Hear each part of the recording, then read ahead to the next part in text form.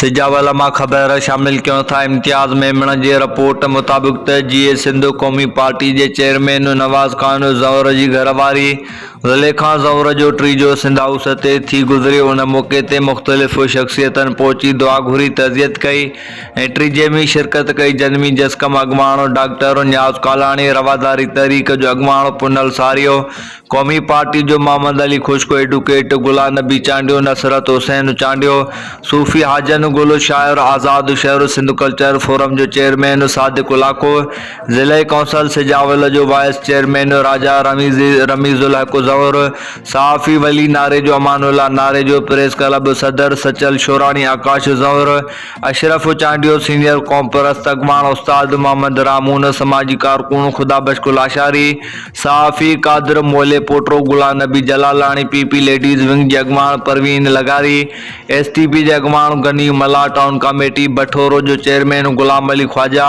Doctor महबूब ख्वाजा, खादिम हुसैन ज़ौहर, शाइर मीर निज़ामानी, ॾाढो sorrow अमीर उल बहर तंज़ीम जो सदर अली मीर मला, अहमद मला, क़ौमी पार्टी जो बशीर मीरानी, डॉक्टर गुलाम रसूल ज़ौहर, ख़ालिद खटी, अनवर ख़ासकेली, अरबाब रमीज़ मेमण ऐं ॿिया शामिल आहिनि।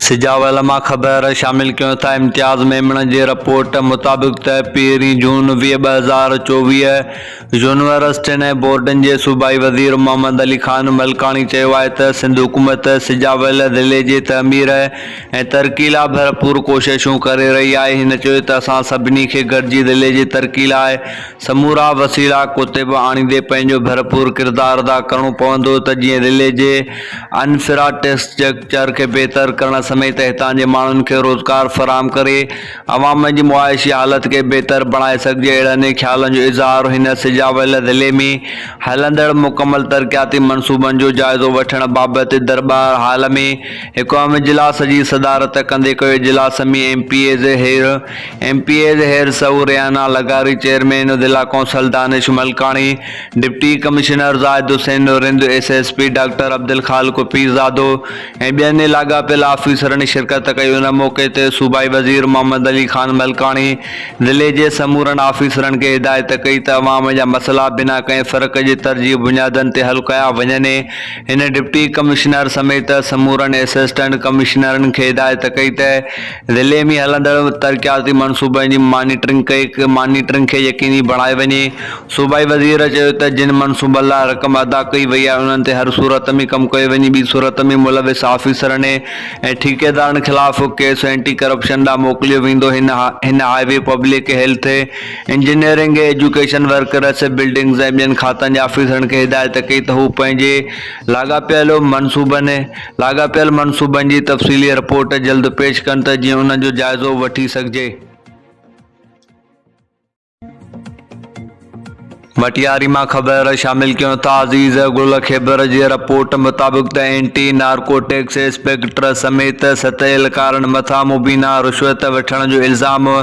Exercise taxation narcotics control Hyderabad जे डायरेक्टर इल्ज़ाम हेठि आयल एहलकारनि खे तलब करे जांच कमेटी जोड़े छॾी। Anti narcotics inspector Aqeel Ahmed Arbab समेत 7 एहलकारनि ते रिश्वत वठण जो इल्ज़ाम आहे।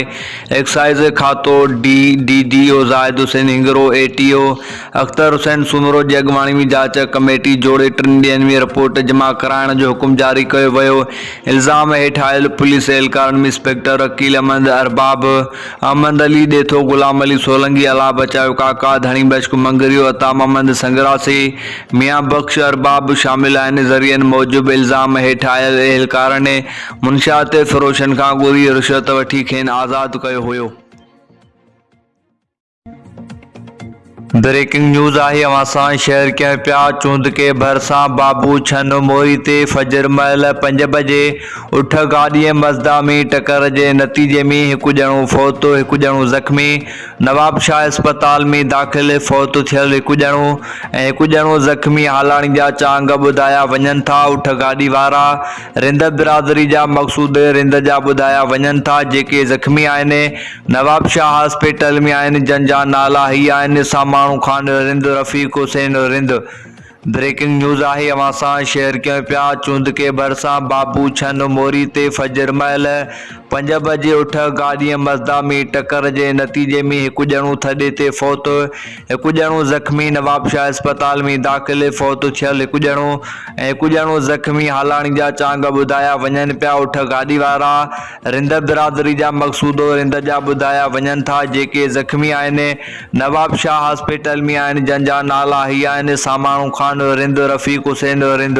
रिपोर्टर आबिद केरियो सराड़ी। मीरपुर ख़ास मां ख़बर शामिल क्यों था। सोमवार समीजो जी रिपोर्ट मुताबिक़ त सेकेंडरी ऐं हायर सेकेंडरी तइलीमी बोर्ड मीरपुर ख़ास जे chairman Syed Zulfiqar Ali Shah, board secretary Anisuddin Siddiqui ऐं संदसि टीम सां गॾु 11 ऐं 12 हैन क्लास जे इम्तिहाननि जो जाइज़ो वठण लाइ इम्तिहानी मर्कज़नि जो दौरो कयो।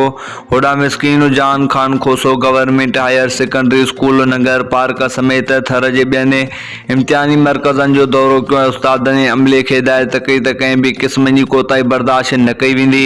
इन कूड़ खे रोकण लाइ हर मुमकिन क़दम खयां वञनि। विजिलेंस टीमनि मुख़्तलिफ़ इम्तिहानी मर्कज़नि जो ओचितो दौरो पिणु कयो, जंहिं दौरान 175 शागिर्द कापी कंदे पकड़िया विया।